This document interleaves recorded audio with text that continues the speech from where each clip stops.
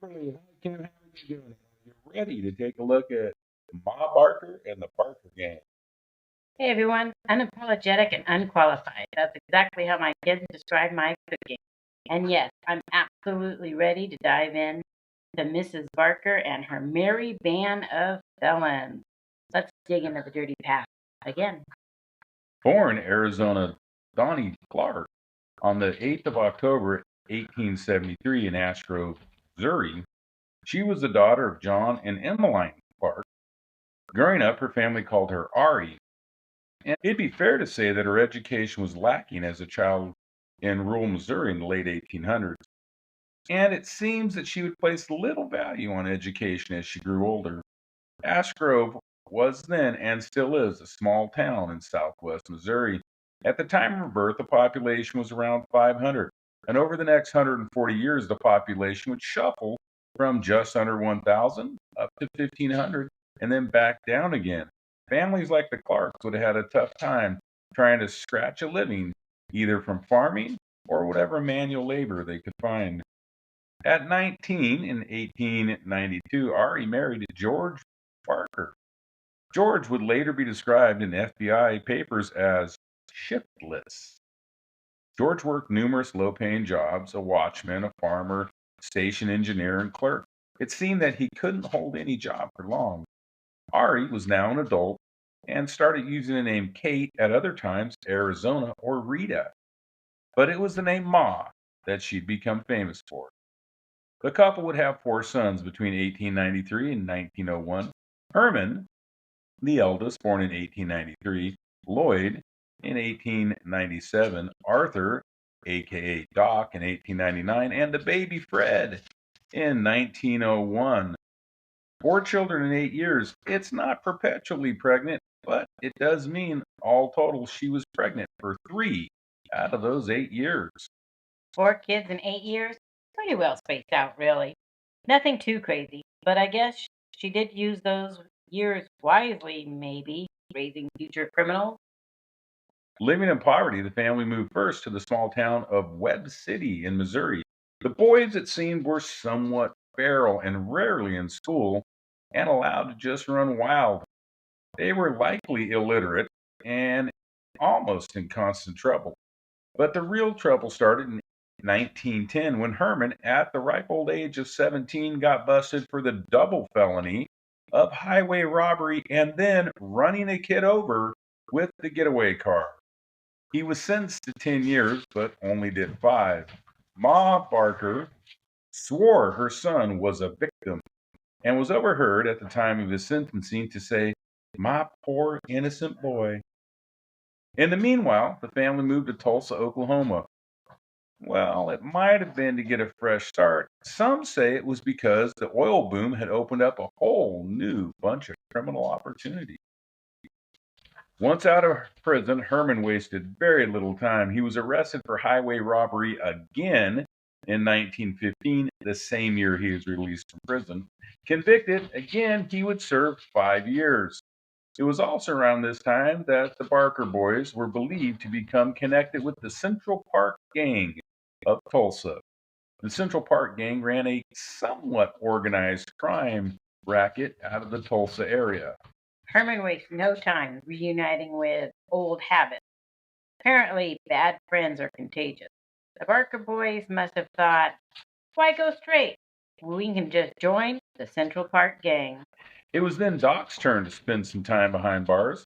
He was arrested for auto theft in 1918. Doc escaped in February of 1920, but was arrested for a number of robberies in January of 1921 in Joplin, Missouri, and booked under the name Bob Barker, obviously no relation to the famous Game Ho show. By June, he was out, at least for a short time. Then in August 1921, he and 3 others robbed a woman at a hospital construction site. They were spotted by watchman Thomas Sherrill. Sherrill opened fire at seeing the robbery. While fleeing, 2 robbers shot back, killing Sherrill.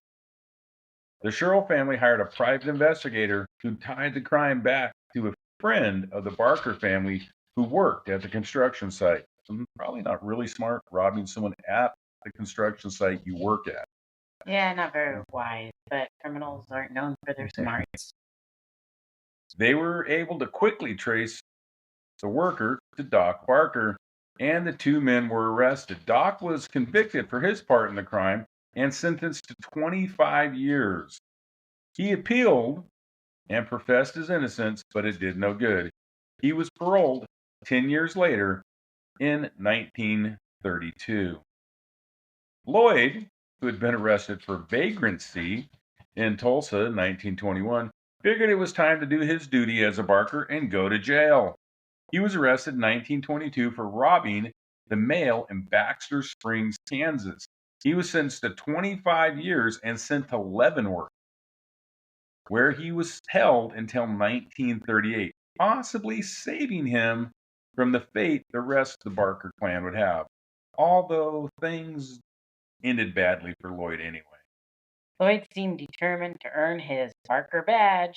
Vagrancy, mail robbery. Leavenworth might have kept him out of the Ma Barker's worst messes, but apparently finding trouble was in the family DNA. In 1924, the patriarch of the Barker family, George, passed away, while other sources say he just ran off, which I could understand living in this family why you might want to skip off. This left Ma with no money, no husband, and children who were headed to jail on the regular. Living in a shack with a dirt floor, it was said that she entertained numerous men. However, it seems by about 1929, she was living with a man named Arthur Dunlap. From what research I was able to pull up, it seems that Dunlap was little more than a vagrant himself, making this, at best, a lateral move for Ma. Finally, it was Fred, the baby's turn. In 1926, he was arrested for bank robbery in Winfield, Kansas. While in prison, he met Alvin Creepy Carpus. The two would later become the backbone of the Barker Crippus gang and made it to #1 on the FBI's most wanted list. Creepy said that Fred basically ran the prison while he was there, able to get marijuana and other contraband in the prison. Other inmates would owe him favors. Creepy also said that Fred was a, quote, natural born killer who would never hesitate. Despite what sounds like less than model behavior, Fred was out of prison in 1930. Fred, the baby of the Barkers, didn't just grow up, he leveled up, running a prison, smuggling contraband, earning natural born killer cred, and out in 4 years. Basically, the kind of kid you definitely don't want on your block. So, if you're keeping score, each of the Baker boys were either doing or had done serious time for serious crimes by 1926. Their mother, Ma Barker, was always supportive of her sons. She claimed that they were set up or victims in some way or another. While the media has portrayed her as a hard matriarch who taught her boys how to be killers, many who knew her tell a different story. They say she was a loving and often misguided mother who loved all of her sons. The Barkers would start to meet with violent deaths. It started with Herman. Reportedly, Herman had said he would not be taken alive, refusing to return to prison. Now, while one way to not return to prison is to stop stealing, that was not what Herman meant. On the 29th of August, 1927, Herman and two other men robbed the Newton Ice Company. That's ice, as in frozen water company, in Newton, Kansas. The night watchman was locked in a cold storage room where the temperature was 29 degrees. Then the robbers made away with $200 worth of silver, cash, and checks taken from the company safe. Around $3,600 in 2025, so not a huge take. It wasn't bad money for Depression era Kansas, though. Later, the trio were stopped by police officers in Wichita. As the officers approached the car, the gang opened fire. Officer J.E. Marshall was killed when two bullets struck his head. His partner, Frank Bush, returned fire, as two of the killers sped away in the car and the third took off on foot. The car chase lasted until it crashed into a ditch, at which point Herman jumped from the car, pulled his pistol, and shot himself in the head. The second suspect fled on foot. One of the other robbers was gunned down in a shootout with police, and the third man, Charlie Stallcup, was arrested and sentenced to life in prison. He would be paroled 38 years later. Herman really knew how to stick it to his promise. Won't be taken alive. Apparently meant shooting himself mid getaway. Cold storage, $3,600 in silver, bullets flying everywhere. Classic Barker gang efficiency. Messy, deadly, and somehow memorable. Now, Fred and Creepy were out of prison and started a string of robberies from Kansas to Minnesota between 1931 and 1935, leaving at least two police dead in their wake. It's said that Ma Barker and Arthur Dunlap accompanied the gang. Many reported that it was Kate Ma Barker that was the brains of the operation. As leaders, she had one strict rule, and that was nobody talked. On the 26th of April, 1932, the bullet-filled body of Arthur Dunlap was found. Arthur was taken out for two reasons. First, someone had tipped off the police about the gang's hideout. And second, it was alleged that he had been abusive to Ma. Now, I clearly wasn't there, but it would seem to me that's a very stupid idea to hit Ma under any circumstances. But when she's surrounded by hardened killers who follow her every word, that's a whole other type of stupid. Around this time, Doc got out of prison and joined the gang. Despite the use of aliases, it was known that the Barker Crippus gang was terrorizing the Midwest. Wanted posters were printed offering $100 for information leading to the capture of, quote, old lady on Arnie Barker. It was now that she started using the name Kate full time. In December of 1932, the gang robbed the Third Northwest National Bank in Minneapolis. The robbery ended in a shootout where two police officers and one civilian were killed. As the bodies piled up, the gang continued their crime streak, robbing two bank couriers and killing another police officer after he had given up his gun.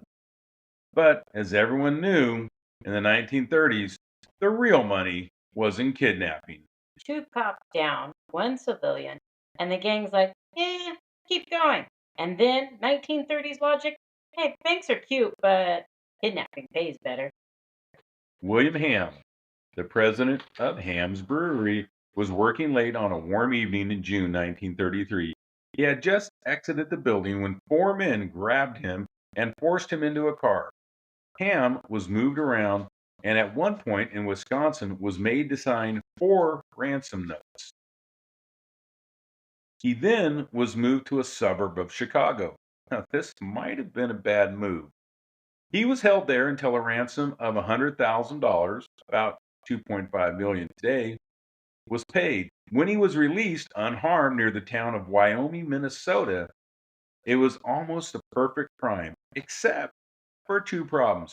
First, they held Ham in the Chicago area, and Frank Nitti, a famous crime lord of Chicago, demanded a split of the ransom. Second, the gang didn't know what fingerprints were. The FBI was able to use the new cutting technology of latent fingerprints to connect the abduction to the Barker Crippus gang. Using the new tech, the FBI was able to pull invisible fingerprints from the ransom notes. Creepy, Doc, and other gang members' fingerprints were all over the notes. Believing they had gotten away scot-free, they wasted no time in pulling a second kidnapping.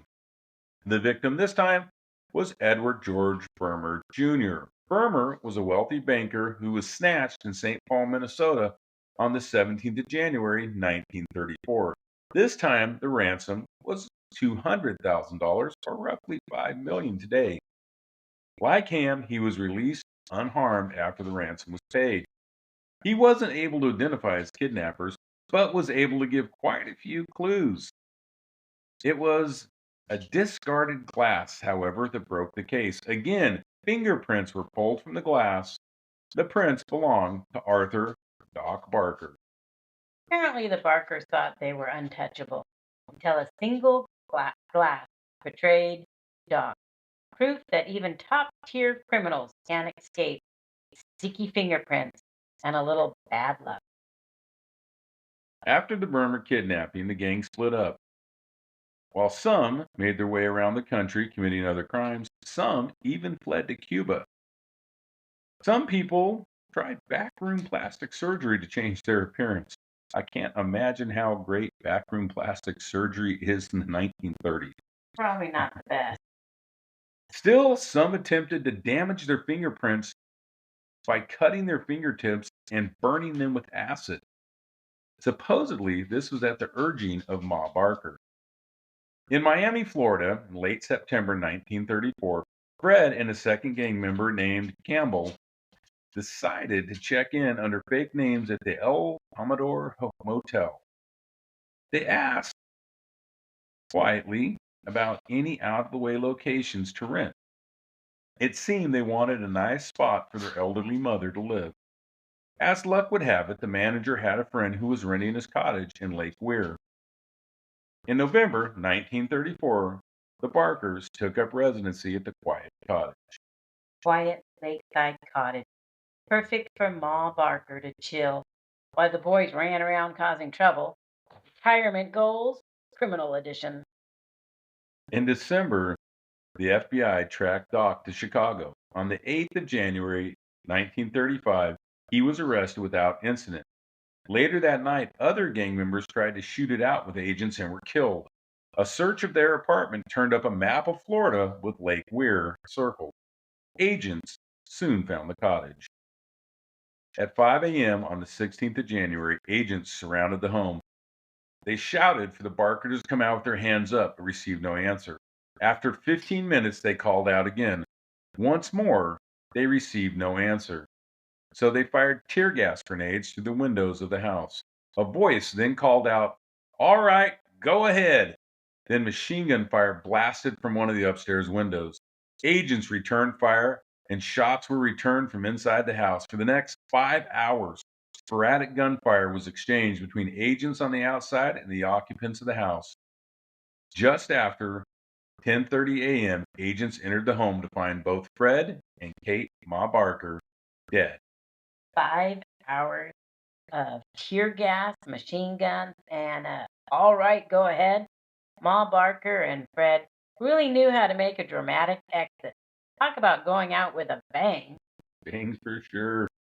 Now, Creepy Carpus was arrested in New Orleans on the 1st of May, 1936. In a weird scene, J. Edgar Hoover personally led the raid to arrest Carpus.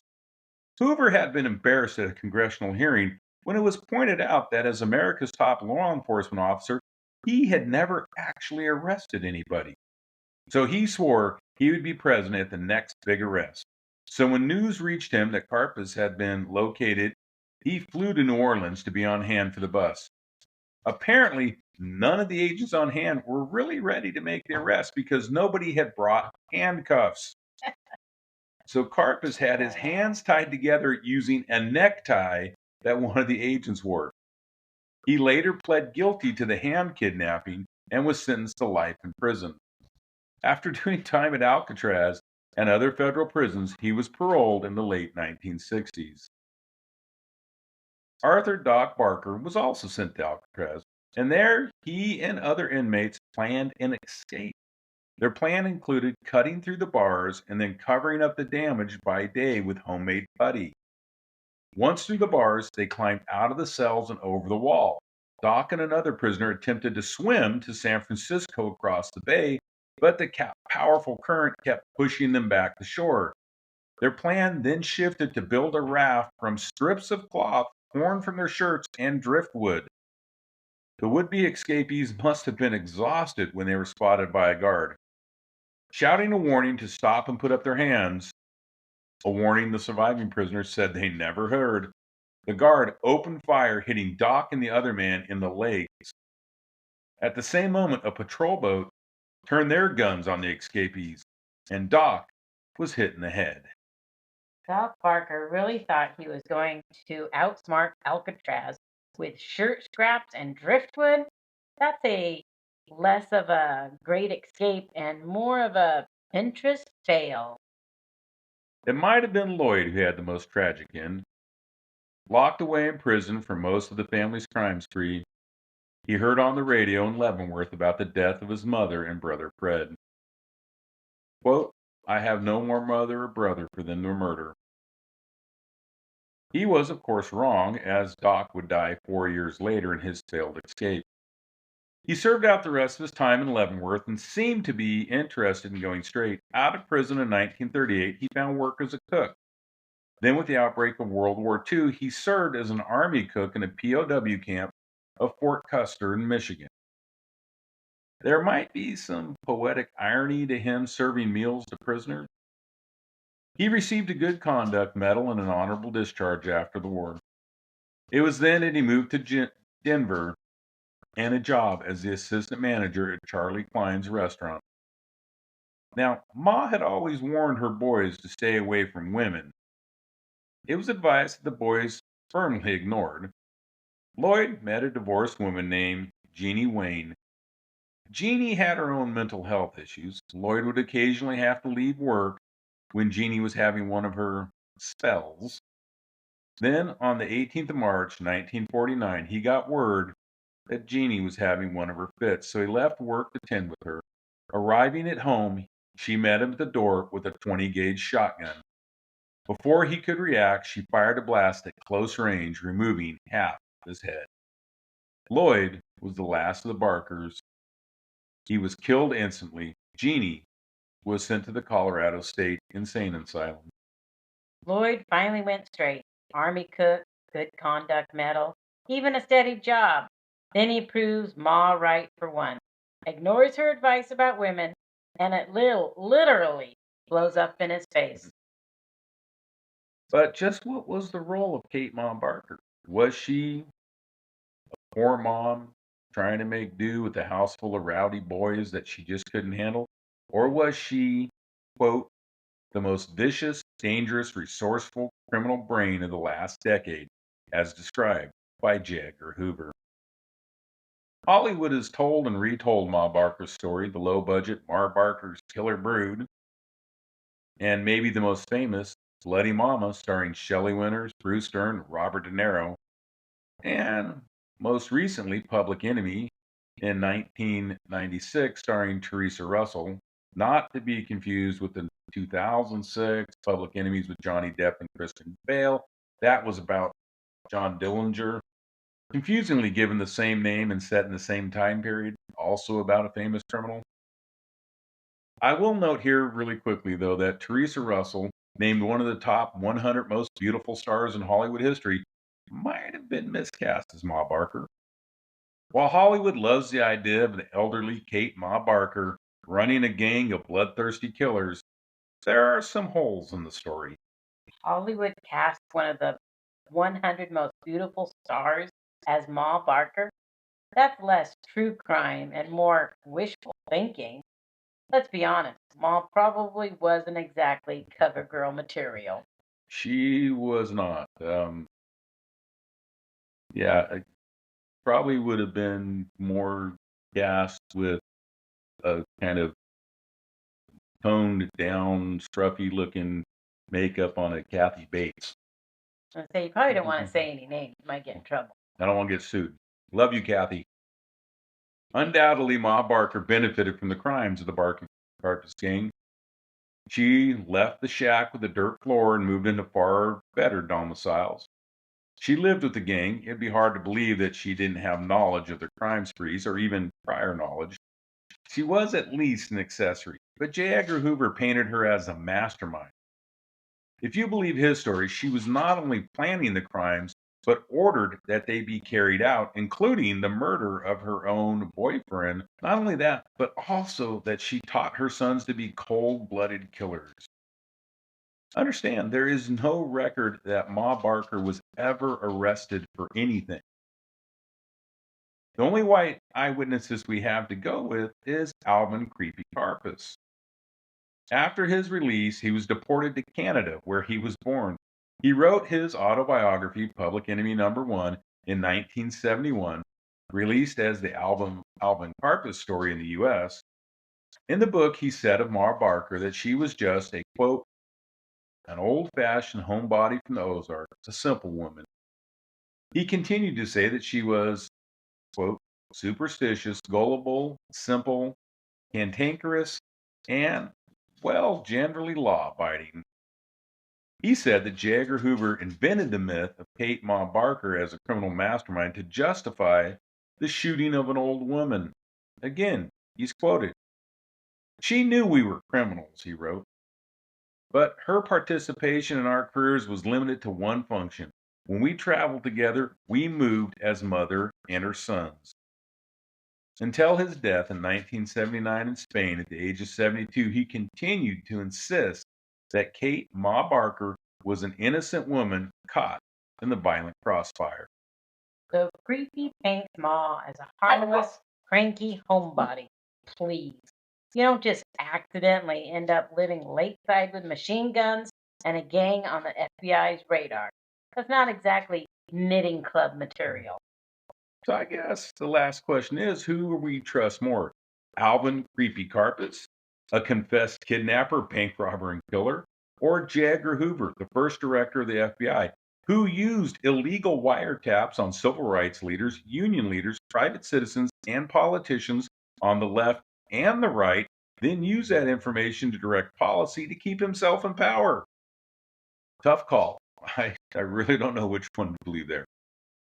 This has been History is Criminal. Join us again next week as we dig into the dirty past of the 1963 kidnapping of Frank Sinatra Jr. Now, that's really got to be crazy. Kidnapping Sinatra's kid because well, allegedly, Frank had some ties to the mob. Not saying there is such a mob. Anybody out there listening? I never said there was a mob. Don't kill my husband. Until then, feel free to drop a comment or leave 5 stars. It makes it easier for other people to find us. And as always, if you like what you heard, tell a friend. And if not, tell an enemy. Never suffer alone.